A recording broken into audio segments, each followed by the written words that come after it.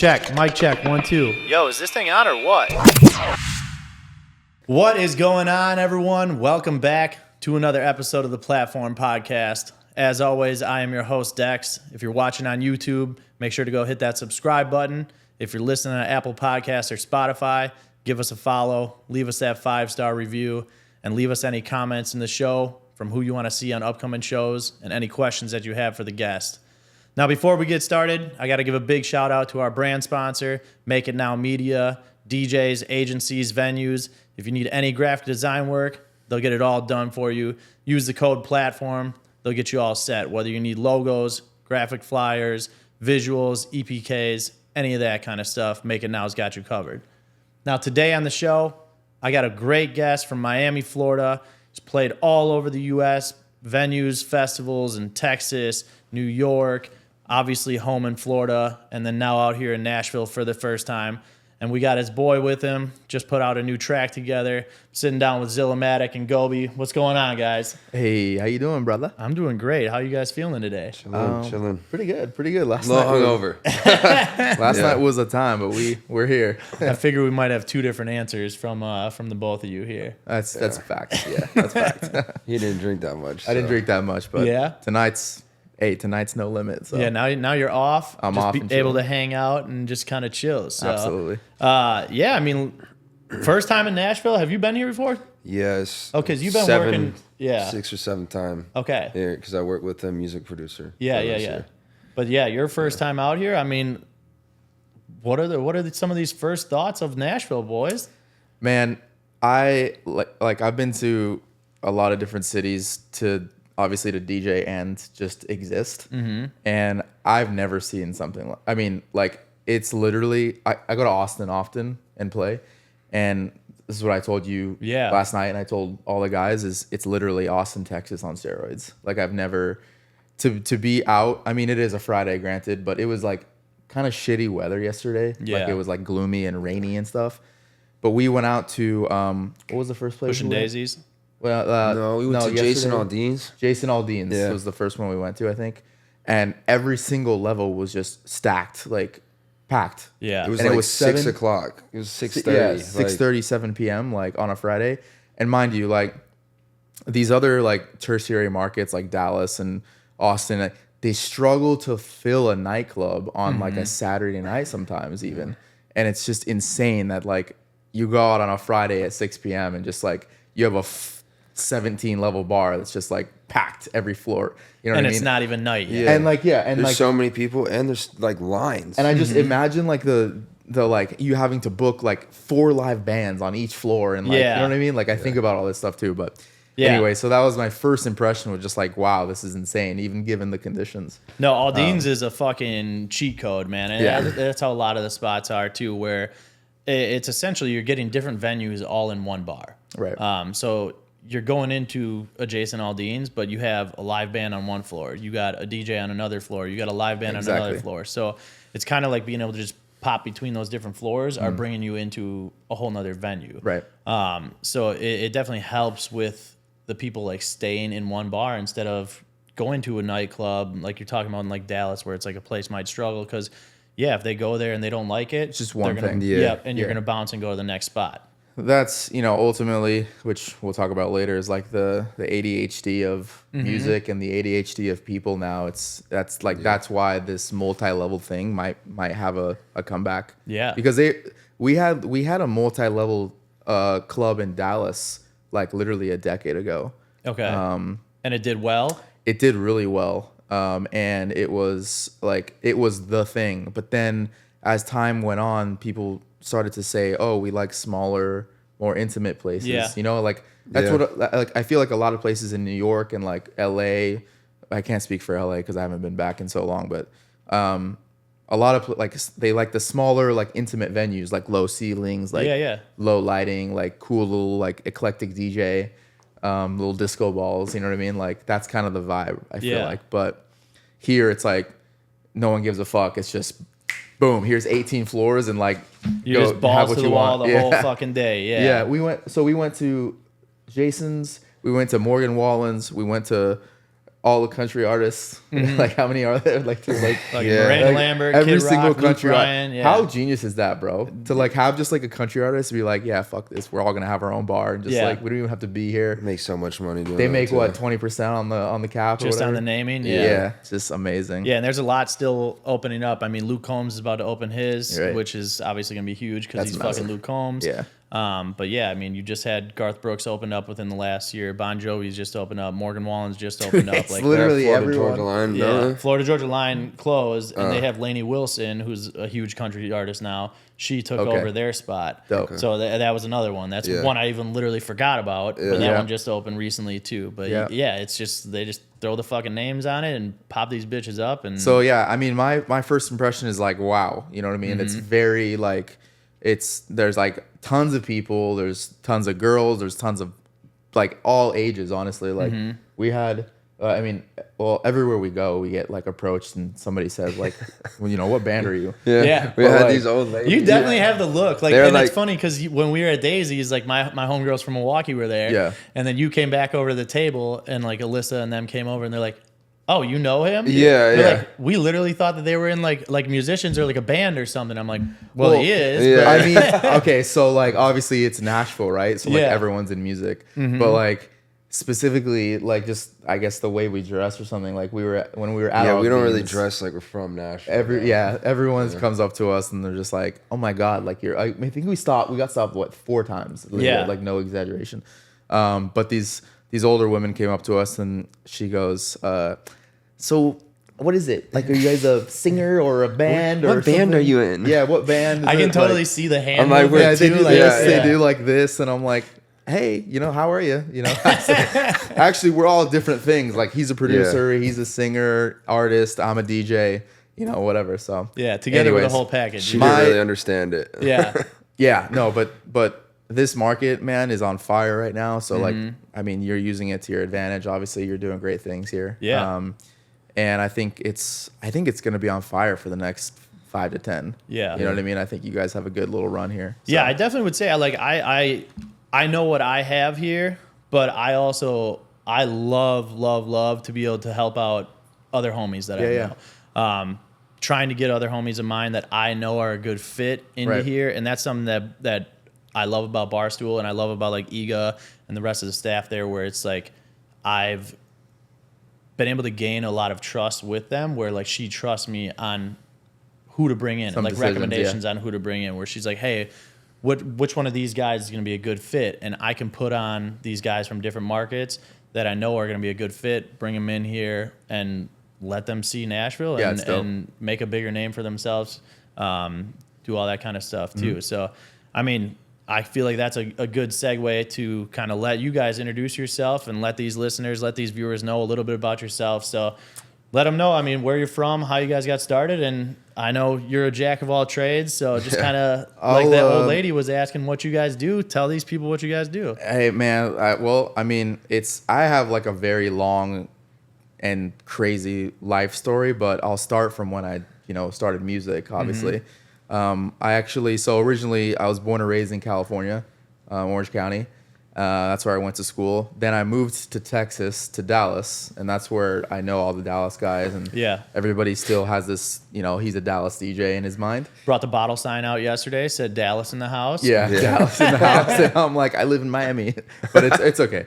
I rep Dallas still. I love Dallas. So I moved to Dallas from California, and that's where kind of my musical career started. Was a little bit after that. Originally I started producing first. I wasn't even a DJ. Okay. I got into music just because of like that whole 2010 era of dubstep and like Skrillex, and Skrillex was my main inspiration, of course. Like, he was the GOAT, and he still is. He's like, everything he touches gold, in my opinion.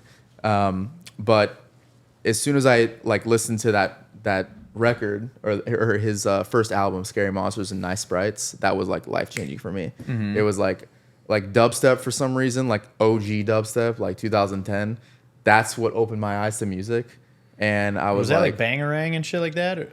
No, Bangarang came after. Okay. Scary Monsters was like the OG album. I'm trying to think of what was all on that. Like it was the cinema track. Oh, Okay. Well, the cinema remix was yeah. after, but he like the OG. You got to listen to it after. Like that first album he put out was literally life changing. I remember it actually hit charts, and everyone was like, "What is this?" The album art's so weird. It's like this crazy like green and red eye, kind of like my tattoo, but like it's like this weird like.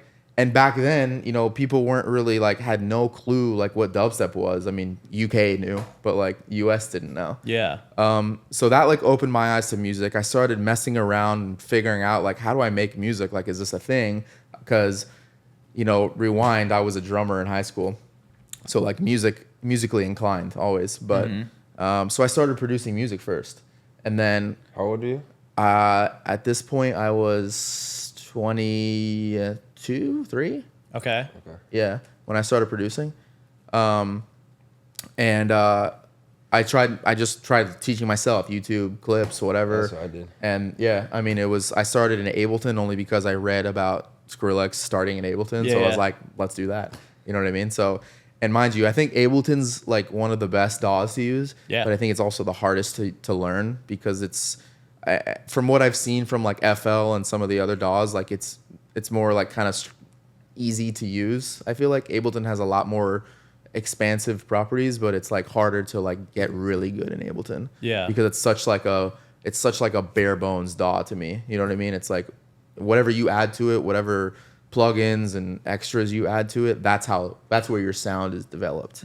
But anyways, so I started producing music, and it came to a point where like I'm going out. I was living in Dallas. I started going out with my homies, going to clubs, like getting really into music and stuff. And I was like, bro, I want to give these DJs my music. And know you what I still mean? weren't DJing at all at this Wasn't point? DJing. Okay. So like 24, 5, like I wasn't DJing. I was just making music. Yeah. And like going out to clubs in Dallas. And I started like fucking with the local DJs and just like kind of hyping them up and being like, yo, like you're sick. Like I made this track, like tell me what you think about it. And I just think about that now. Like if somebody did that to me, I'd be like, oh, look how cute. You know what I mean? Like, look at this little kid. Like, okay, let me listen to it, buddy. You know what I mean? So I'd give them my music and stuff, and they'd give me their feedback. And these were originals, bro. I wasn't even remixing. Yeah. I was like legit using stock Ableton plugins, stock Ableton sounds, and like just playing actual keys on my keyboard, like in my laptop. You know what I mean? Like not even like a MIDI key. Not even a MIDI. Using you know how you can use the actual keys, like the actual like letters. Yeah. You can use that as a keyboard. That's what I was doing, and just drawing in notes. Were you having like people do vocals and shit for them, or what? No, what these were are all just like beats? instrumental beats. Like I was Really? Yeah, I didn't even know, like Splice wasn't even a thing. Yeah, that's what. Like any vocal that I would potentially use, it just came from a YouTube clip or another song. Just ripping the Because shit. because that's literally Skrillex's thing was he took YouTube clips. Oh my god. Yeah, you know, like that's from a YouTube clip, a Yeah. viral clip. So, anyways, fast forward, I'm passing out music, I'm vibing with my friends. One of the things that kind of like made me always like business forward was I always thought about how to make money in the places that I spent money. Mm-hmm. So like that's always like how I kind of run my life. Is like before I started DJing, I worked at AT&T because I figured like why not take away one of my bills? You know what I mean? So like this is what I did. I started selling iPhones, and like was like a manager of an AT&T store. But That's crazy. I didn't even know that. It's another life. But so then I'm spending all this money in the clubs. I'm like, yo, like I should learn how to DJ. You know what I mean? Like so I can just get I've paid thought to be. about it's it. very obvious, right? Yeah. It's very obvious. Like I'd rather just like I could drink for free. You know what I mean? If I wanted to. Like now, drinking's not even really that important to me now, but back then it was. And I started to think, okay, so I'm already producing music. Let me learn how to DJ. Yeah. I learned how to DJ in 4 minutes. See, and that's the thing too. If you're already musically inclined, like you know how to count music, you know everything about Brother. the beat, especially like being a drummer, like Yeah. so picking up how to do it with a fucking waveform in front of you is gonna be easy as hell. I don't know if you noticed, but I don't use headphones. Yeah. I don't use anything. Like it's all visual. So like I'm very like waveform driven.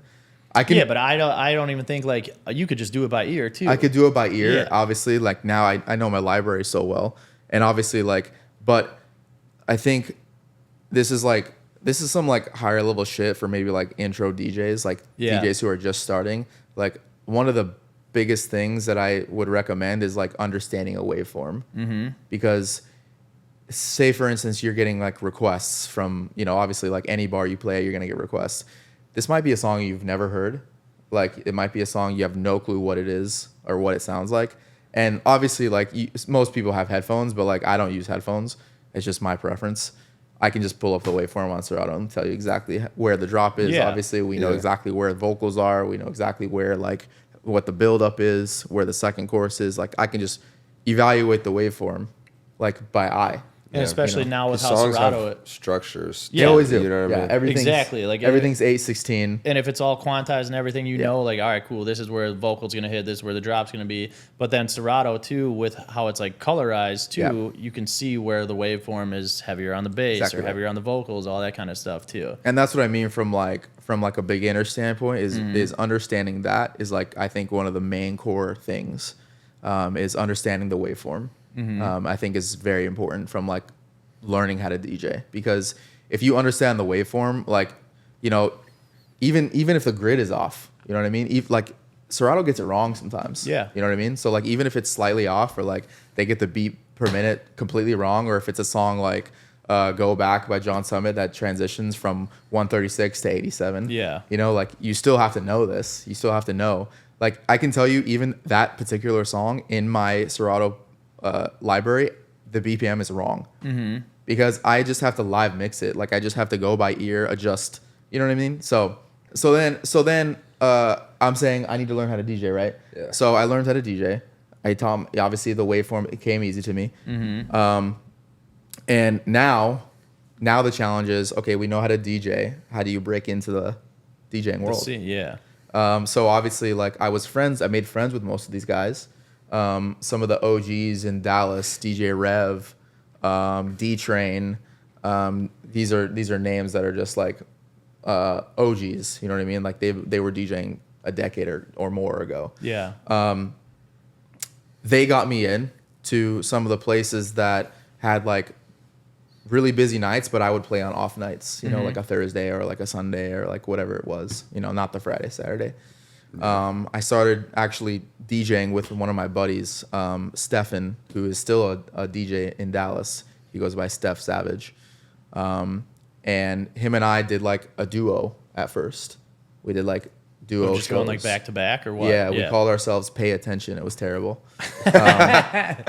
But obviously, like I always had my personal brand, which was Zillamatic always, because that was my producer name. Like that's what I chose for myself. The story on that's actually hilarious. Like the first time I started making music, I was wearing the Nixon Zillamatic watch, and that's where the brand came from. Was a Nixon watch. It was like my first nice watch, and that day I went out and like I was a skateboarder. I went out and I like broke the watch, and the watch broke. It was like $1,800 watch, and I was like, dude, this is terrible. Like I was so mad. The most money you spent on a fucking... And it was that day that I couldn't... I was so mad. I didn't want to do anything, but like I came back home and I like set my watch on the desk, and I remember like opening Ableton for the first time. So that was like the beginning of the watch dying and me living. Yeah. You know what I mean? So that's where the name came from. But so back to DJing. So learned how to DJ, started getting into these places, right? Just slowly, very slowly. I know you know this grind from when you like first started DJing. Yeah. It's like, dude, $100 a night. You know what I mean? Like just super slow, like climb. Like the fee goes up 150, 200, whatever. Then you get your first residency. Some of my first residencies was House of Blues in Dallas. Okay. A foundation room upstairs. Shout out to them. Another one was Sidebar in Dallas. And then slowly but surely, I just kept meeting people in the industry.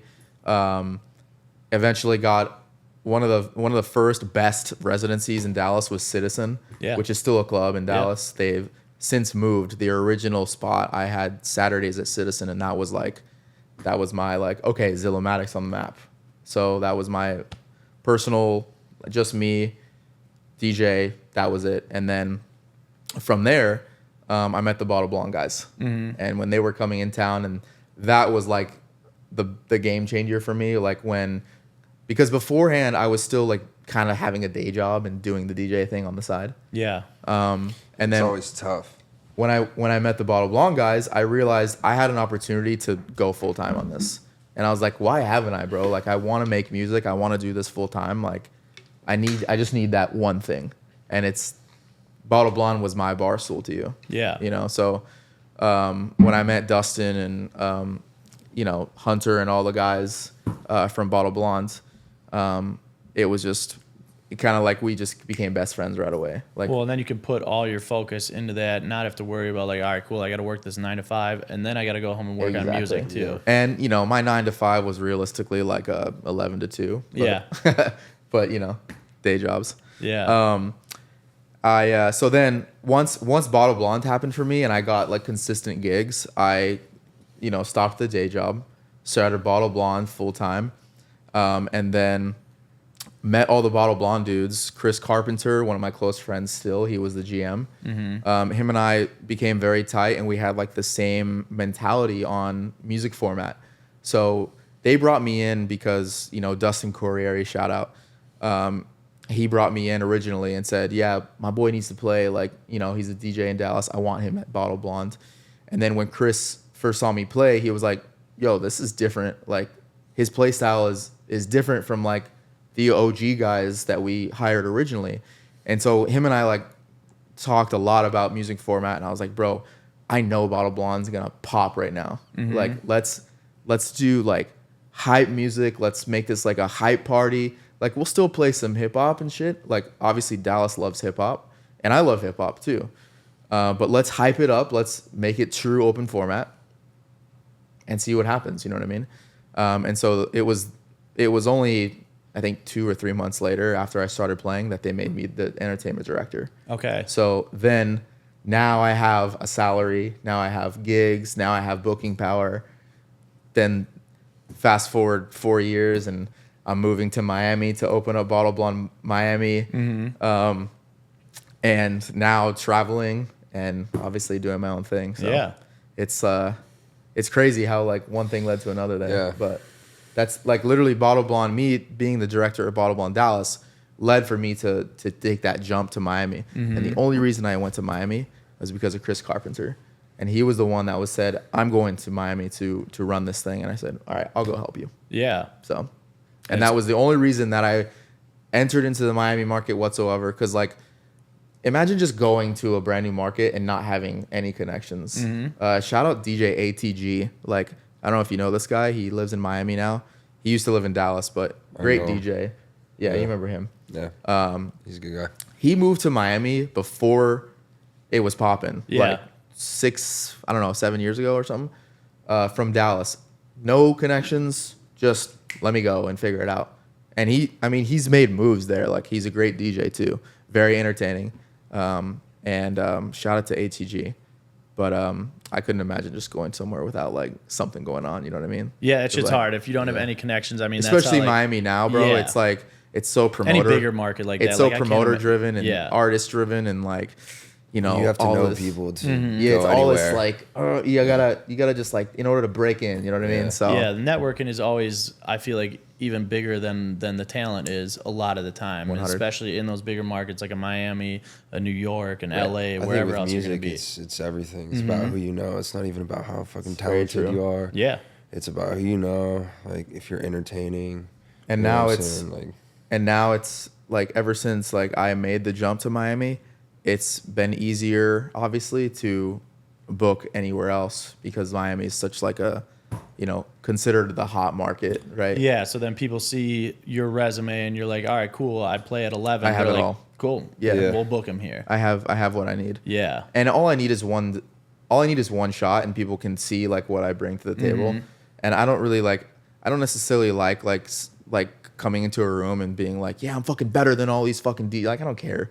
like, dude, it's so subjective. Yeah. You know what I mean? Like, I'm no better of a DJ than you are. It's literally just who thinks what at that time. Maybe, like, you know what I mean? Like, And musically, especially, like everybody's got different opinions on yeah, everything. it's dude. I can only make 51% of the room happy. You know what I mean? And that's all. if that even. That's like, all I'm shooting for. You know what I mean? Yeah. If I have 51%, you know what? That's good for me. Yeah. You know what I mean? I'm obviously aiming for higher, but you get the drill. Yeah, but there's always gonna be one person that's like, oh, I fucking hate this song, or Of I course. hate this genre. No, you like literally can't. Or I wish they would play this request. Can't Yeah. please everybody. Like, for instance, like At all. Like, even You can't last do it. night, I had a request for Badadon, you know, the Skrillex track, and I just couldn't find the right timing for that. You know what I mean? Like, within like what I was doing. I also have a sick remix of that nobody has. Yeah. But I couldn't play it. It just didn't fit the room. Yeah. So like I just knew better than to like just to throw that on to make that one person happy. when it's you know gonna what I mean? displease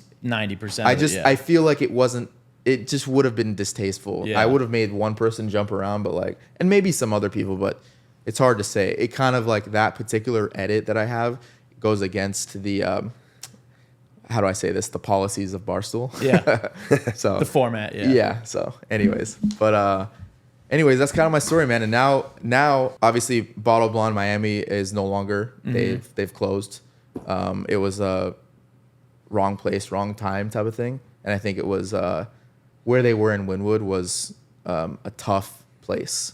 Like, that was a very tough place to be. Yeah. I don't know if you've been to Miami before. No, I actually have never been you gotta there. come. I fucking need to. Yeah. You gotta come check it out. Yeah, because Kazes is always telling me, he's like, yo, you gotta come fucking it's visit.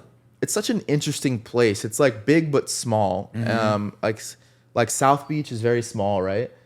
But Yeah. but the market expands past Miami, right? You have Fort Lauderdale, you have West Palm, you have Yeah. like, you know, all these like Delray. little cities in between. Delray, fun. I just played a Bounce and the Delray, other day, yeah. like last 2 weeks ago. Bounce They reminds loved me of Bottled. they love Yeah. the format. Yeah, it Yeah, is Crestwell's similar. been telling It's me a lot about that. Now, I've played at Bounce in Chicago before, and it's Chicago. Yeah. Yeah. I mean, I always loved the venue and loved like going out there to visit when I would go visit my parents in Chicago, and like Yeah. to put one in the one in Miami or in Delray. Delray. Looks like it's fucking dope. So Yeah, it's super. It's clean. Like, it's very clean room. It's just boom, center bar, TVs. You know, booths around the edges. Nothing like, you don't need to like think about it too hard. It's just like, that's what works. Music format open. You know what I mean? It's just a fun room. Yeah. Like, so we had a lot of fun playing there. Yeah. He was with me that night too. Yeah. Well, I want to get into a lot of like the format of stuff, like playing like a bottled, and then coming from the music that you're wanting to play as an artist. But I want to obviously get into talking about you too and get you introduced. So let's talk about Gobe. Get him in I mean, here. Yeah. what you're doing, how you guys are working together, how you got into the music industry, and everything else that you're doing too, man. Yeah, man. I started making music out of high school. I used to play sports, and then I got hurt. I had a scholarship for baseball and everything. And then, like, right out of high school, I just got hurt, lost my scholarship, didn't know what I was going to do. Started tattooing, I started making music. I started taking those things seriously. And then, you know what, like 6-7 years later, here I am today. Came a long way, but, you know, it's a grind. But there's someone in my high school that was doing it. He's getting attention from it. And, like, a lot of the music that was out was, like, not good. Like a lot of, even today, like a lot of the stuff they talk about is just like so superficial, this and that. So I just thought I could do it better. Yeah. And then I just started making music. I taught myself how to engineer. I built my own studio. Fucking whatever, you know. I learned it all through YouTube, just people I know. I would go to the studio, record, ask the engineer what he's doing, why he's doing it. Yeah. Like, you know what I mean? Because a lot of people will just go in there and smoke. I don't even smoke, but they'll smoke, do whatever, have fun. I'm in there just hang like out while this watching. dude is mixing and I'm mastering watching and the shit, yeah. engineer, like, why is he doing this? You know what I Yeah. mean? So then I could go home and do it myself, and now I don't have to pay him. Yeah. You know what I mean? Because I was young at the time. I think I was like 18, 19. I was broke. Like, I didn't even have a job. Like, I was just doing like graphic design and like just learning how to tattoo. But yeah, man, I used to make rap music, and then I transitioned more and more as I grew into like who I was becoming. Just started making more like indie, alternative, rock, stuff like that. Met him, made a song together. I actually met him in Bottle through one of my boys, Caliber. Bottle Miami, yeah. Yeah. That was the vibe. Yeah. So what are all like your roles musically? I mean, obviously you're on a track with him, Hard on the Line, Yeah. where you're a singer. But then what else are you doing as far? I mean, you talked engineering. Are you doing everything like for yourself when it comes to your own brand and your own music? Yeah. Or you're producing the beats, you're writing, you're singing, everything? It depends. I mean, it depends on the record, to be honest. Like, I work with a bunch of people. Like, I work with Andrew Kirk out here, Run Aground. He does production and engineering for me, and we're working on an album right now with Chris Penny as well. He just won a Grammy producing for Beyonce. Yeah. So for Renaissance, right? Yeah. We're working on an album together right now. You know, they do most of the production and engineering side on this project. I'm about to release a record right now. I didn't produce the beat, but I engineered it, recorded it, mixed it myself, put it out, do the cover art, everything, marketing. I do it all myself for the most part. The song that we have, he did the beat. He just sent me. He's like, "What do you think?" And I just sent him back some vocals. And I think it was so fast. Yeah. Man. Like I put together obviously like I found some good samples on Splice. Shout out Splice. And I really I found this like really good guitar riff, and I was like, so it sounds like. Yeah, because I kept telling him, I was like, bro, we got to make something. You got to like. No, yeah, I wanted to make something with him. Obviously, we were homies, but I was like, I love his music. But you want to find the right sound that fits him too. And then I started fits him as well. Yeah. I started messing around with this guitar riff, and I just put it's very simple. It's very like summery pop type of like type of vibe. And I think you sent me back the vocal in like a day or two. A day or two. Like he just Yeah. came I back have a home right studio, away. so I just like, I was like, fuck, this is cool. Yeah, we just vibed on Put it together. and we just got it mixed, mastered, and I mean, what was it like? It was like a 2-week process. Yeah, we were fast. I think I had you send me the stems, and then I mixed it, mastered it, and then put it out right away. I was like, yeah.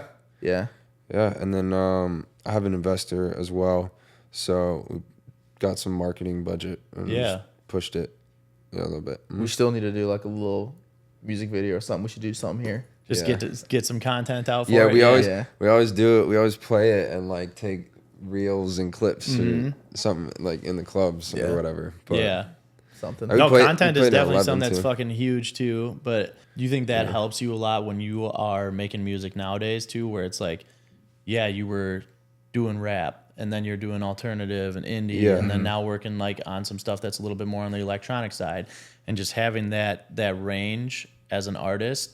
I where think it's it like helps you worked a on lot. everything. Yeah. I'm honestly like thankful I started rapping because you kind of have to think about like the lyrics a lot more than like the melody. Like a lot of these songs you'll hear half the time, like the substance of what they're saying doesn't even matter. Yeah. Like the melodies, it just sounds good with the beat, and it's I just tell a people vibe. that, you know, that's something I talk to people about all the time too, where it's like so many songs, it really doesn't even, like the lyrics, I couldn't even tell you what they are saying because I hear the beat and I'm like, all right, cool, like this beat's dope. Right. That's something that's gonna work in like a club, versus like you could have really good lyrics over a trash beat and people aren't gonna like it as much. The voice is an instrument, ultimately, right? So Yeah. like you can, it's cadence and rhythm.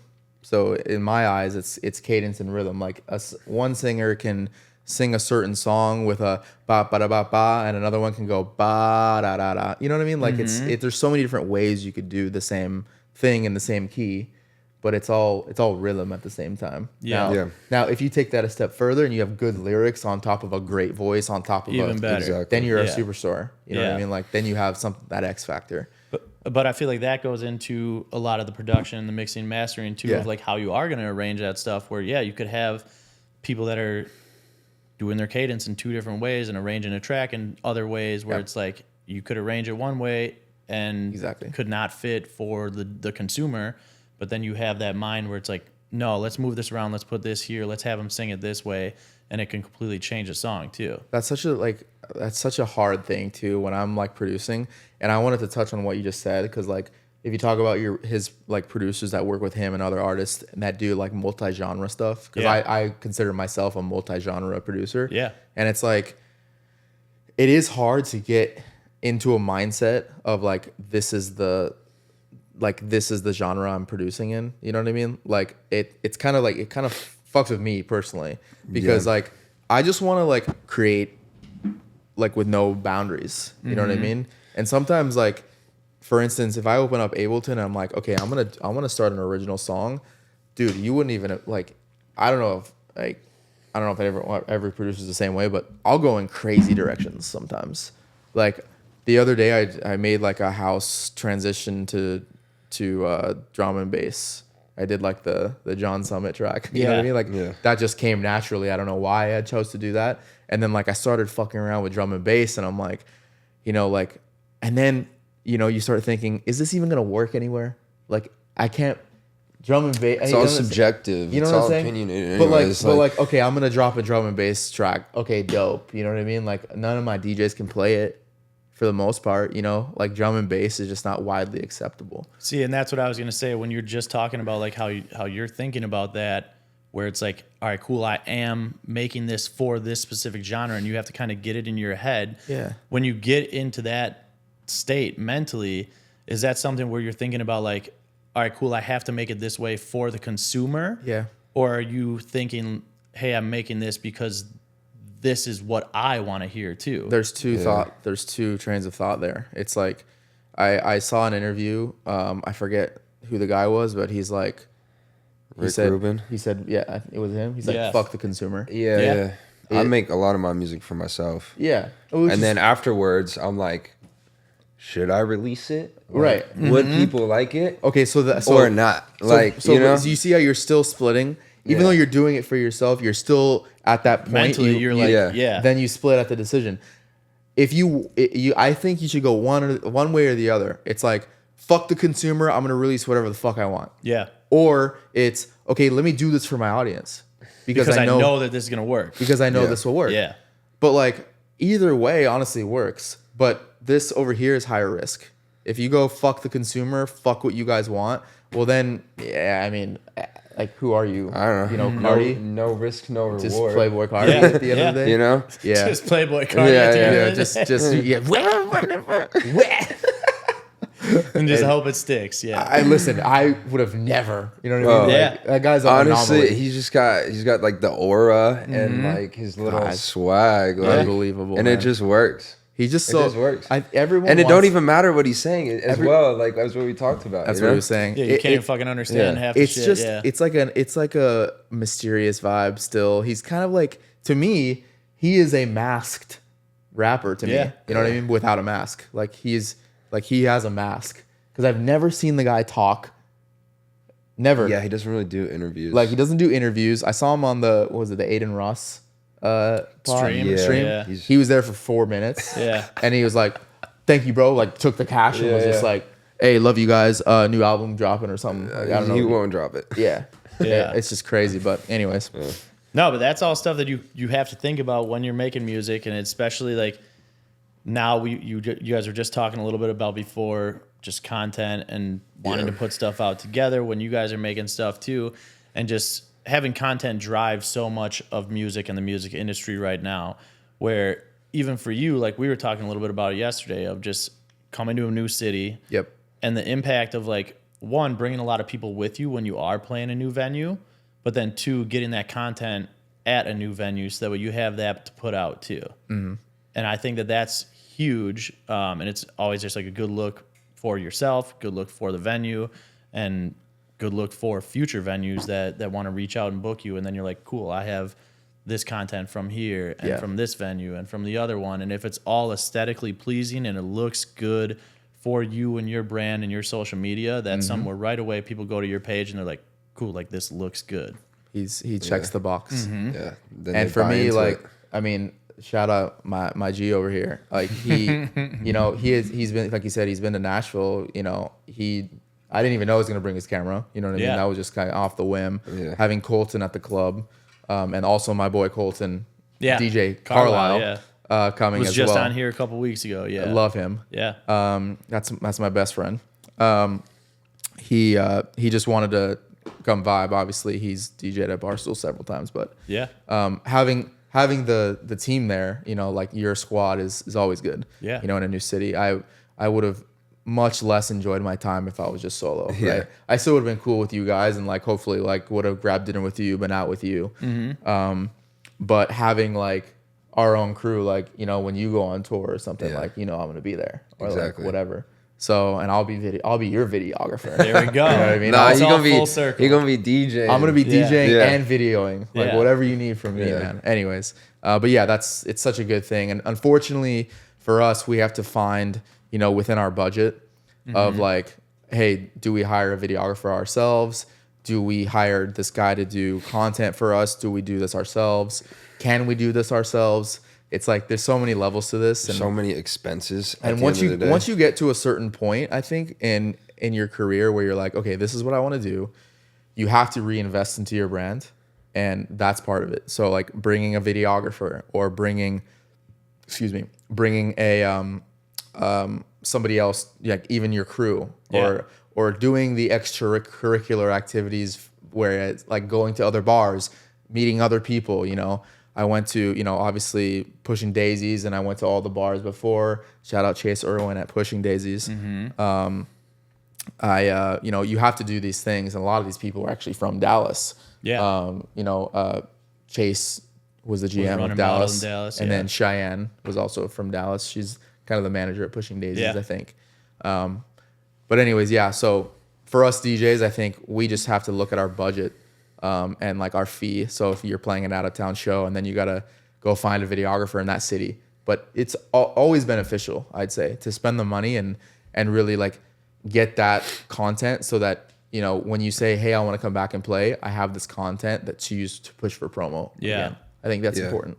I love a lot of the things that you just said there too. I mean, just one, having that content, but then talking about the financial side of it too, where as a DJ, it's like, I feel like so many people don't want to spend the money, and they don't look at it, as you said, where I look at it as like, you're investing in yourself. You're investing in your brand, in your image, in your future here. Like we were talking about it even with the pod too, of like how I started this and then I bought all this other equipment, and I look at it as like, yo, you're just investing in yourself. Yeah. And making this show better, making your brand better. But as a 100. DJ too, I mean, that's the kind of stuff that's huge, where it might be a couple $100. You might have to reach out and find a buddy that's playing in that city where you're like, hey man, who are the good videographers? Hit them up, have them come out to you. Common. But then even aside from that too, just popping around to the other places, showing face and introducing yourself at other venues, going to an Aldean's, a Morgan Wallen's, a Pushing Daisies, where it's like we go over to Pushing Daisies, hang out there, network, meet a couple people, talk to Chase.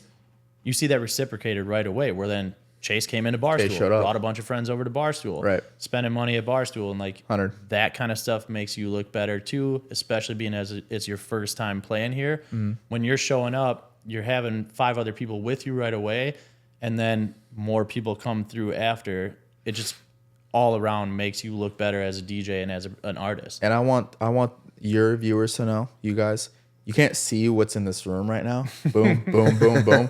This man has a legit setup. Yeah. Okay. So I just want you guys to know, invest in yourself. You can never go wrong. Yeah. So, but yeah, investing in your own brand is really important. Obviously, you want like a solid brand, and from our standpoint, we look at it like from the outside too, right? Like a booker looking at a DJ, like it all matters. You know what I mean? Every single little video. It's like, that do we you even take yourself seriously? Exactly, If you're not yeah. doing Yeah. this? And I honestly like, I look at some other DJs that are just starting out, and I'll give them the tools. I'll give them the advice. I'll say, hey, dude, invest in your brand. Like, let's see some good branding.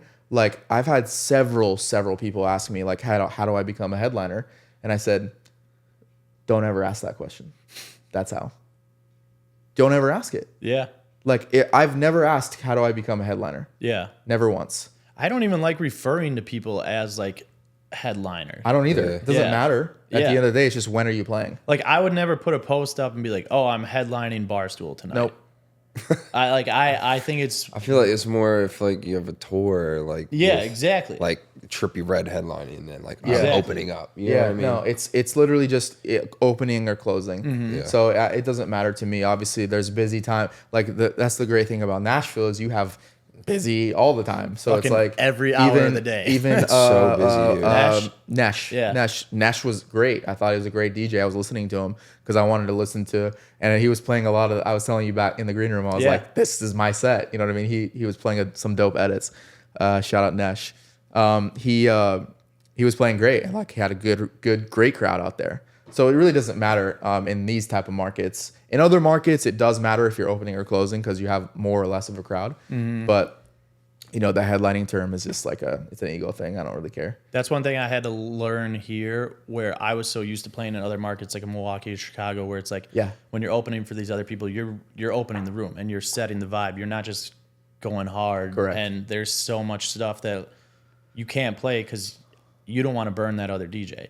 Where here, so many of these venues are just like, yo, go. Yeah, like, keep it on. They don't give a fuck Keep it on. about like burning the other DJ because they're like, They want your people there spending money. and your crowd is flipped so much Yeah. that they don't even care. Like, you And could honestly, go it's play right. fucking all the newest, hottest John Summit, Fisher, every Dom Dalla, Yeah. like all the newest hip hop, and they don't give a fuck if the next DJ is on in 20 minutes. I think that's the correct way to do it. Yeah. honestly. But 'Cause- it's still like, for me as a DJ, it makes me feel so weird. Yeah. Because I'm like, fuck, dude, I feel like I'm just burning the shit out of this fucking DJ that's going to go on after me. let me speak on that.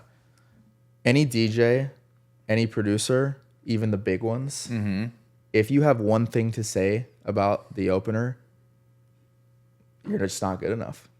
I'm sorry. Like, that's just what it is. Like, if I'm coming into a venue, I always tell an opening DJ, do whatever you want. I don't care. You know what I'm saying? Like, Yeah.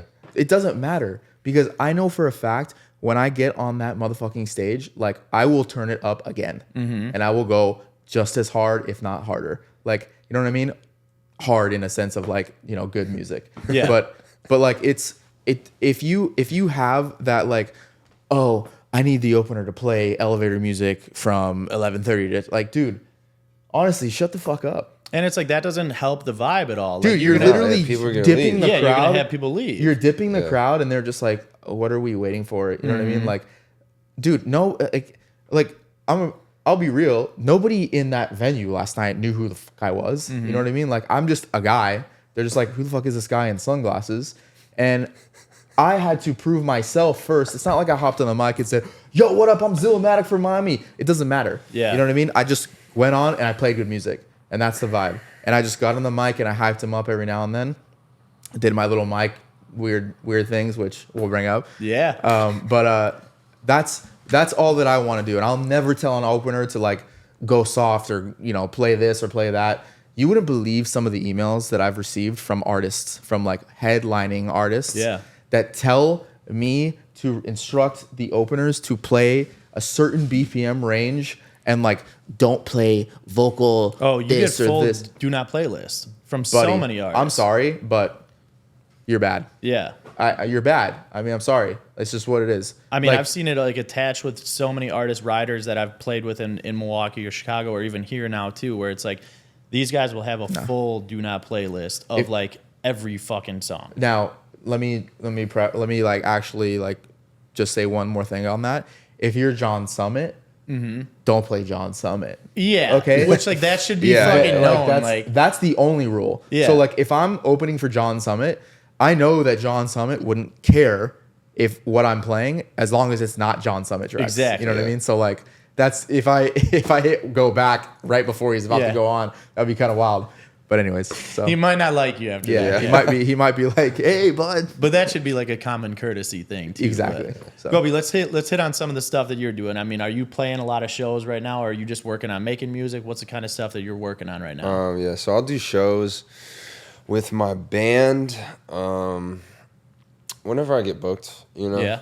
And it's not that often because South Florida's market, like live music wise, is very low. So you got to move your ass here then. Yeah, after my lease is up, honestly, I've been thinking I'm gonna move here. Yeah, to be because honest. obviously, like you think Miami, I feel like you think most of the fucking DJ scene is going there or stopping through there. It's DJs, a lot of like the hip hop artists go Latin, through there. Yep. You know, Latin is huge. Yeah. Yeah. But there's only like a few like live music venues that are actually good in like Fort Lauderdale, Miami area. So it's a little bit harder to get booked live show wise if you're not like, you know, Blink 182. You know what I mean? But that's another thing that you have to think about too, where it's like even the spots that might be booking live music, do you even want to play them? Yeah, a lot of them will be like, oh, you got to do covers. I don't do covers. I do all my original stuff, and then, you know, I leave. But like, what I'll do is I'll get like a few artists together, and we'll throw a show. You know, it'll be like 4 artists. Set them all up, give them time frame. They play. We sell tickets. Maybe get a percentage of like the drinks people that we bring in. But which is probably way better than just going and getting a flat rate somewhere where you guys are actually running your own event. Then yeah. Exactly. And I mean it's a little scene out there, like some of my boys that we do it, but yeah. So what are I gotta you like? move here though for sure. What's like in the future, the rest of 2024? Like, what are you looking to do? What are some goals? I'm just trying to keep consistent. I've been dropping like at least one single every month or two. Okay. Just keep consistently pushing music out there because Spotify will reward you if you're consistently doing that, consistently like updating your profile picture, consistently like pinning your new song. Like there's so many things in the algorithm that like people don't even do or take the time to like learn about. Like I get emails, Spotify artist emails from Spotify, and they basically tell you what to do. Like if you do, you know what I mean? Like, and people just don't even care. They're like, they're giving you the sauce. Yeah, they're literally telling you like all the algorithms are the same. I have so many friends like it's just interaction. there's this thing on Spotify where like you can opt into, which is basically Spotify takes like a percentage of your song, but they'll push it out to more people. Okay. Right? Where it's like it's worth it. Yeah, through like radio and like algorithm stuff, which is like, why would you not do that? I have friends that like don't even do it, and they're like, how do you get so many streams? Like, how do you have this many monthly listeners? I'm like, did you do what I told you to do 3 months ago? Right. No. Why would I Are do you that? consistently releasing music? Yeah. No. Like, when's the last reel you put up, dude? Like, or take, you know what I mean? Like, just be consistent. Yeah. At the end of the day. Yeah. That's But the hardest thing. for this year, just singles, and I'm working on this album. So I'm trying to get this album done. Once I get it done, Chris and Andrew trying to shop it around. A few people that Chris might be interested. My investor also invested in a movie. Shout out John. He invested in a movie. So Chris just had a meeting with the movie director. So we're gonna try and he might be able to. You're like trying to get the music in the movie, or trying to get music syncs. So he might even be controlling the whole movie soundtrack. That'd be awesome. Which it would be sick if he gets that. I hope he does. Yeah. So, and then basically, you know, I'm working on an album with them. So like maybe one of the songs I'm doing on the album will go in there, but you know, then we just make music for the movie. Like, paid that way as well. Yeah, Andrew was talking to me a lot yesterday about just kind of what he's working on and the collaboration with you. So as far as this album goes, I mean, is there a date set yet, or is it still just so much in the works that that's not even out there yet? We're in the mud right now. Okay. You know what I mean? Yeah. We're thick in it, you know? But I guarantee it'd probably be like 3-4 months before it even comes out. That's awesome. Even if we get it done, then we have to shop it. Yeah, because right now you're just independent. You're trying to shop at 2 labels? Yeah. Okay. Yeah. Is there like a preferred label that you have right now already, or is there nobody in mind yet? You just want to see what they offer? I don't care at all. I care about the deal, owning my masters. I don't want to do no 360. Honestly, I'd rather settle for like publishing and marketing, like or whatever. And I want to go on tour. I need to get put on a tour, like you said about the opening headliner or whatever. I need to go open for somebody like Kenny Hoopla or Dominic Fike or you know what I mean. Shout out Dom. But big Euphoria guy. So yeah. like I'm him. actually really good friends with Alex and the Fikes. Okay. Not Dom specifically. I met him a few times, but My brother's done photography for him a bunch. really, Yeah. that's sick. Yeah, I'm good friends with Alex. I tattoo like their whole family. The only Okay. person I haven't tattooed yet is Dom Is because Dom, he's yeah. always in LA. Yeah. No, that'd be fucking sick. I mean, it's something that Yeah, that's you sick. never know when it can happen. And Once you meet do the a right tour people. like that too, you're just like legitimized basically. Like, 100%. That's Okay. like the Two Hollis kid on the Ken Carson. That's crazy. Insane, bro. There's some of these really like I don't know if you even know who these people are, like Two Hollis and Ken Carson. They're like these like Ken Carson, I feel like I've heard of. he's now. He's signed Cardi's. to Playboy Cardi. Yeah, Okay, he's Cardi's yeah. guy. And then this kid who literally has my same hair is Yeah. called Two Hollis. He's Fucking like a young copycat. kid. All over TikTok. These kids are blowing up on TikTok and the music is so different, bro. It's Really? like it's Good not, different or bad different? It's all like good- hyper poppy It's now. hyper pop kind of rap. It's like a weird fusion. Like and it's like the It's genre. cool though. It's got a good balance. I think Yeah. it's dope. Yeah. I mean, I think it's dope. His live shows, like people are going crazy. Yeah, and that's crazy. you saw those clips that I showed you. You showed me yesterday. Anyways, that's Ken Carson's crowd though. yeah, you true. know. Yeah. True. Like him personally, I don't think you can bring out Yeah. that many people. But Well, that's what I'm you never saying. know for You're- the future, You're you know? legitimized now, Right. When you play in a crowd like that. And he's getting hella views on TikTok and like all this stuff. So, Yeah. anyways, Well, yeah, let's get into it of where we can find you guys. For people that are watching this, they end up going out to Miami, they end up going somewhere else. Where can they find you guys? Where are your typical like residencies, where you're on rotation, where you're playing Yeah. a lot of these venues? so I live in Miami, Florida. In Miami, I'm doing 11 is the big one. Obviously, we'll do that every other month or so. I do have a show coming up on my birthday, October 6th at 11 Miami. So that'll be a great show. Did I tell you that? No. That's going to be huge. Now you know. On my Yeah. actual birthday. Am I invited? Yeah. What day is it on? You could probably come. That's a cool. Sunday. Okay. Yeah. Nice. So Sundays are like industry locals, Yeah. but like it still pops on Sundays. So that's gonna be a cool show. So I play at 11. I play at Strawberry Moon, the pool, Yeah. often. That's a fun vibe. I play like super open format there too. Like it's fun. And then I also play. I played a bunch of places in Miami. Obviously Bottle Blonde, but they're closed. And then Bounce, Delray. And I've also played actually at 4 Yeah. in Palm Beach. West Palm. Yeah. Yeah, I played there once, and I met Reed, the guy up there. Yep. He's like the manager. He's cool. The whole vibe there was super cool. It's a more I like intimate West place, Palm. yeah. I like West Palm a lot. It's a cool little city. Yeah. But those are like my like On the rotation. ongoing. the Yeah, those are my residency, ongoing. Yep. Anywhere else will be like a one-off or whatever. And then Dallas, we do Komodo Lounge. Just all these Groot spots. Yeah, I'm Yeah. Groot Hospitality. Yeah. So like I'm in house. Okay. I actually booked for Komodo Dallas. Yeah. And so like we do once a month at Komodo Dallas, and then I'm so like deep in Dallas. Obviously, like I work everywhere. I've worked Bottle Blonde, Dallas, Citizen, Green Light, Light, Social, Rodeo. Obviously Colton books for Rodeo Yeah. upstairs. And then they just opened Vice Park in Dallas, Okay. which is like that's Chris Carpenter's project now. Yeah. So he jumped to Vice Park, and it's like a huge venue. It's like upstairs, downstairs, pool. I haven't personally been, but it literally just opened. Echo was just telling me about Yeah. that. Yeah. So apparently it's super chill, super cool. In Dallas. Yeah. Yeah. Yeah. So I'm gonna check it out next time I'm there. But that's my boy Chris's place. Yeah. And then when I'm in Austin, we do Mayfair. Okay. Mayfair, Austin, super fun room. It's like super club. It's like majority tables. It's like all tables in the middle, 2 bars on the sides.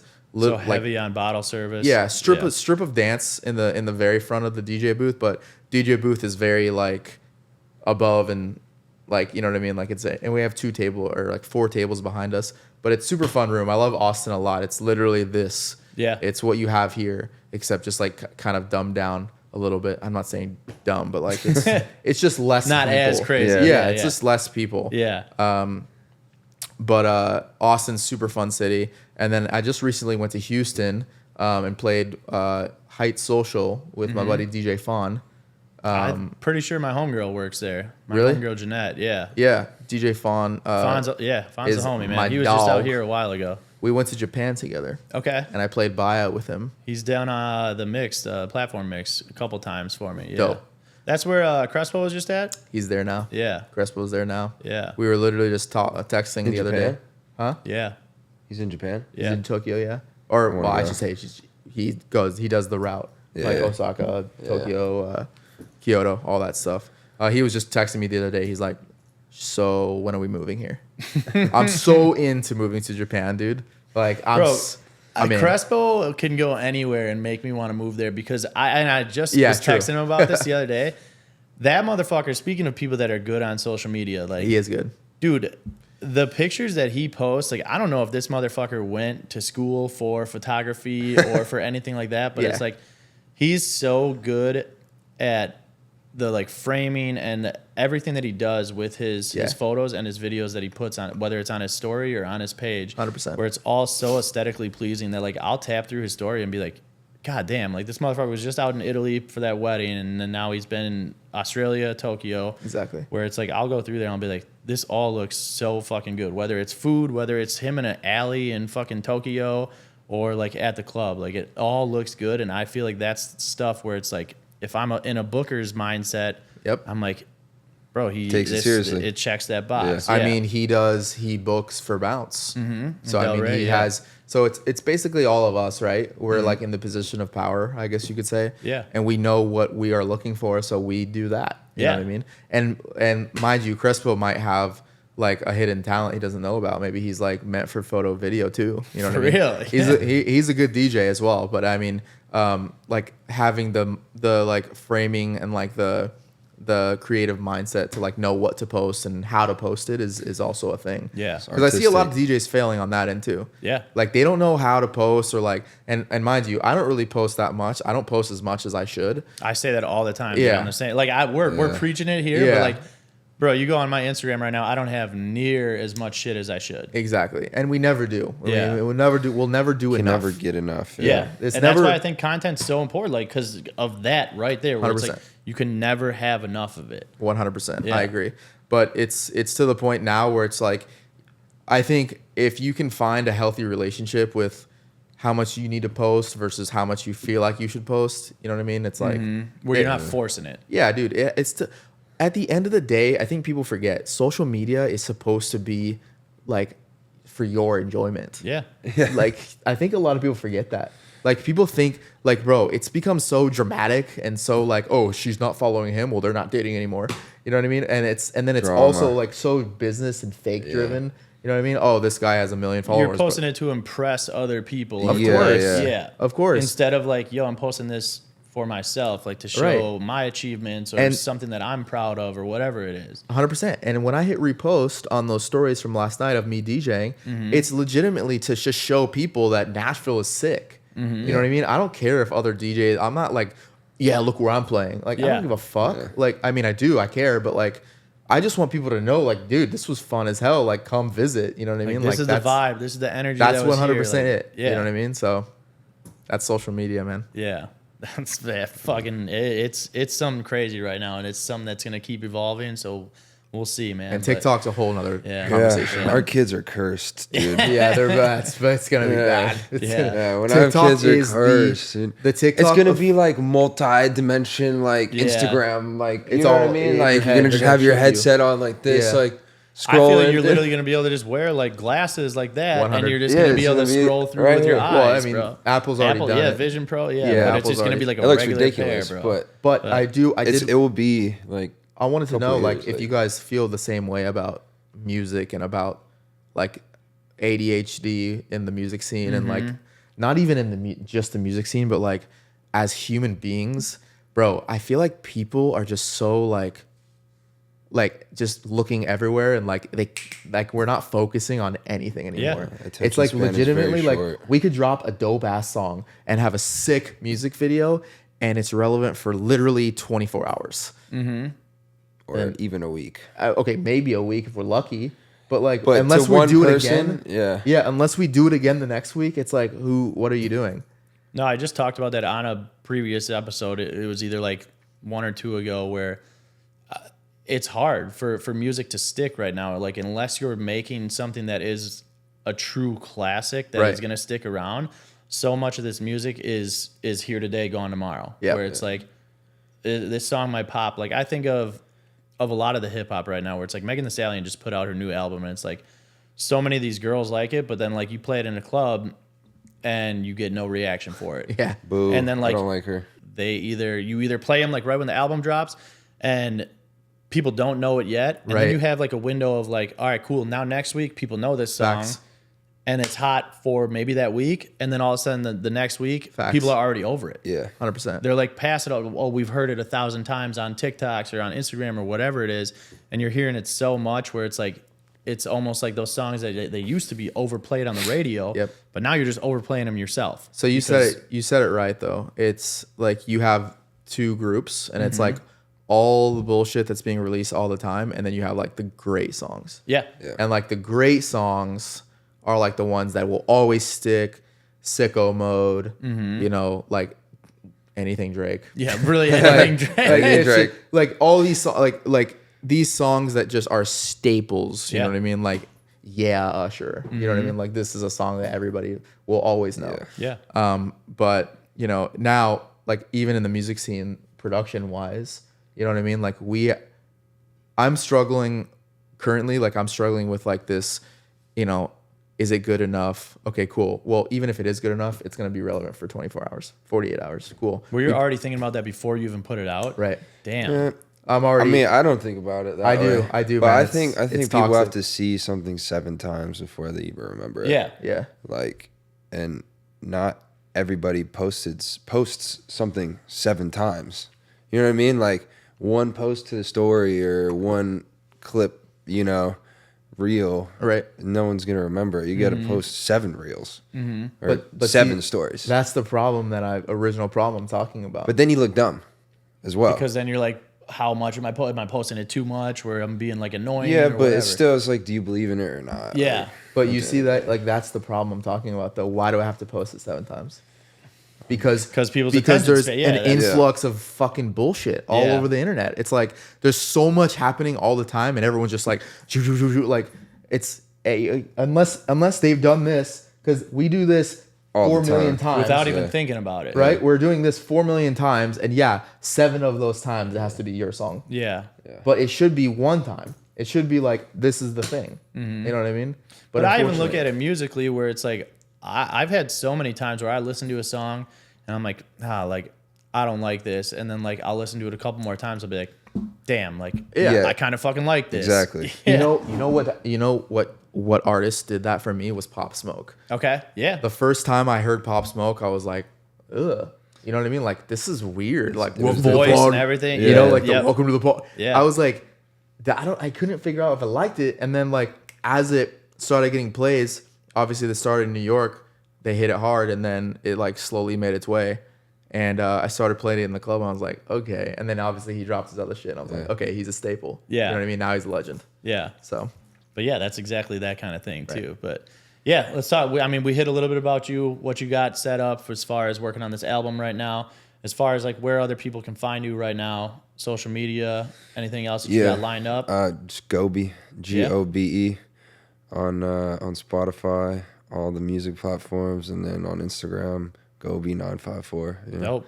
I'll get everything all tagged in here too, so that way people can find you, get you guys streaming the songs on SoundCloud, Spotify, Apple, all that kind of stuff too. Yeah, go listen to HTOL. you Yeah. know? HTOL. Hotel. That's the new It's one not- they just put out together. Yeah. So definitely go stream that one. Go listen to it. Share it on the stories. Hell yeah. All that good stuff. Get the algorithm going. Share it 7 times. Do what you got to 7 do. times. But I'm going to get into this rapid fire for you. So I'm going to have both of you guys answer these. Okay. First one, if you could collaborate with one artist right now and produce their song, who Who are you working with? So like an art vocalist is what the question is. I mean, you could do for you. I mean, you could do a DJ, whoever you want to do. Yeah. Okay. You could produce some for John Summit. Honestly, no, it wouldn't. It wouldn't be. I'm gonna be. This is gonna throw a lot of people off, but it's Morgan Wallen. Yeah. Honestly. I mean, I feel like you make something for him. It's got a fucking billion streams. I out mean, of the dude, gate. it's a laydown, and it's Yeah. not only because of the numbers, but bro is talented. Like he's actually crushing the game. Yeah. Yeah, he is. Like killing it. Like his whole, like that little collab with Moneybag and like all the stuff he's doing, man. He knows what he's doing. That's what I was gonna say. So, what are you making for him? Are you making a country track, or what are you doing? You know, I kind of like, I love this hip hop vibe when he throws his voice on a hip hop beat. So like I feel like that's kind of the vibe I would go for. Some Okay. guitar, I would make him like hip-hop. I would Yeah. make some sick like guitar riff hip hop beat or something. Yeah. Put another rapper on it, just like Moneybag, and kind of like run with that vibe, because I feel like that meshes two worlds that are so unalike. You know what I mean? Yeah. Like That's hip-hop and new country. too. They just started doing that stuff. Bro, they Like, teased the thing when Drake put "Broke My Heart." Yeah. And then the video, it's him and Morgan Wallen sitting in the fucking little Yep. coffee shop or whatever. Yep. So I was like, they got to be working on something where it's like he's worked with Dirk, now he's with Moneybag. I'm like, if this motherfucker puts something out with Drake, Oh, that's game it's over. over. yeah, it'd be. But You're the great. biggest country artist But now. you know, Yeah. but on that note, I don't think Drake is quite as like different. You know what I mean? Like Drake's more mainstream, right? Like Yeah. He's a little bit poppy too. yeah, he's pop and he's also R&B. He's a singer, right? But Like, he's also somebody that gets into everything. I mean, where Right. he dipped into He- like the Afro, he dipped Bro, he into did Latin. piano. He does yeah. that on purpose though. yeah, Yeah. he's multifaceted. That's He what I'm does it saying. and You're stays getting into, relevant. But yeah, you know, you're getting into all these different markets. but bro, Moneybag is 100% Just all hip-hop, yeah. just Yeah. trap. You know what I Yes. mean? So like that collab to me was so chill, because Morgan Wallen is straight country. You know what I mean? And that's straight trap. And you brought those worlds together, and now And it goes off too. and it goes Yeah. off, dude. I Yeah. love that song. Anyways, Yeah. so that's who I would. That's What about you, Gobe? I don't know necessarily produce. I definitely would want to be like involved in a song and stuff. I want to work with Dom Fike Okay. for sure. Yeah. I think he's very talented, It's a good choice. and we make like similar music. Yeah. you know. So, and I've already worked with Alex Fike, but we haven't even released that song yet. Yeah. But yeah, I think that whole family is talented. Yeah. So, yeah. Just crazy to think that everyone from one family can just kind of fucking all be successful. Yeah, That's how well, it happens. Yeah, like That's him how and it his happens. brother. Yeah. Yeah. You have a younger sister too, but It all runs in the family. Yep. Yeah. Yeah. Once one of them's good, the others are all just gonna fucking learn from each other. So it works. If you guys could only listen to one artist for the rest of your life, who would it be? Skrillex. Damn. Talk about fucking rapid fire. That was probably the quickest answer I've ever Easy. had. Easy. What about you? Red Hot Chili Peppers. I Really? think. Oh Yeah. wow. All right. Okay, that's a good one. I think that I grew up fucking loving Yeah. them. Same. Yeah. RCP too. was my Yeah. vibe. Yeah. California. I mean, Yeah. that's like I feel like I just won't get tired of it. Yeah. You know? That's true. And not that they won't release new music. Like, I just won't. Just classic. you Yeah. know? I mean, I feel At like this point. Yeah. discography wise, they have enough too where They it's have like a lot. you'd have a lot to listen Yeah, to. yeah. They have a ton. exactly. Yeah, that'd be a good one. For you, I'm gonna go with like what's one venue or like a festival, anything like that that you haven't played that you would love to play in the future. For you, event, venue, whatever it could be that you want to play in the future. Ultimately, if I do what I want to do, I want to be at Coachella. Okay. That would be such a vibe. I think Coachella is such a, and honestly, like their lineups sometimes are random and sometimes weird. And I know a lot of people are like, "Oh, this year sucks" or whatever. But dude, they consistently do they have the most well-rounded, in my eyes, like lineup. Yeah. From all the way from rock to country to they don't do a lot of country. I can 'cause concur with that. Yeah. And they don't do a lot of country because they have a Stagecoach right after usually. Yeah. But they On the do same fucking thing. Yeah. but they do have like rock, pop, hip hop, EDM, trap. everything. I like they have every single type of artist, and they really try and hit. They do the best they can, I think. And I've been actually a couple times, and I've always loved that whole vibe that they have out there. So that would be kind of my dream. Yeah. I would say the same thing though. You think Yeah. so? That would be sick. Because there's not really like a lot of like rock festivals. Like, There's not. Yeah. Or like indie festivals. Like that is Coachella. It's Right. like indie because they have. You wouldn't want to do like a Warped everything. Tour or something? Ooh. Warped Tour, cool, yeah. I would definitely But like to Coachella is more tour in Europe as well. True. Like that would be sick. Yeah. But like Coachella is just on a pedestal. Staple, like yeah. you play there and you put on a great performance that's streamed live. Yeah. Like you know what I'm saying? Like Stable. yeah, for sure. It's a big goal, but yeah, that's a. Yeah, I've never been to Coachella though. Hopefully, gotta go, first dude. first time I want to go. I'll be playing. Hopefully, Okay, that's fair. See. That's a good goal. That's a good one. Yeah. Yeah. Just break it in while you fucking play Yeah. there. Yeah. exactly.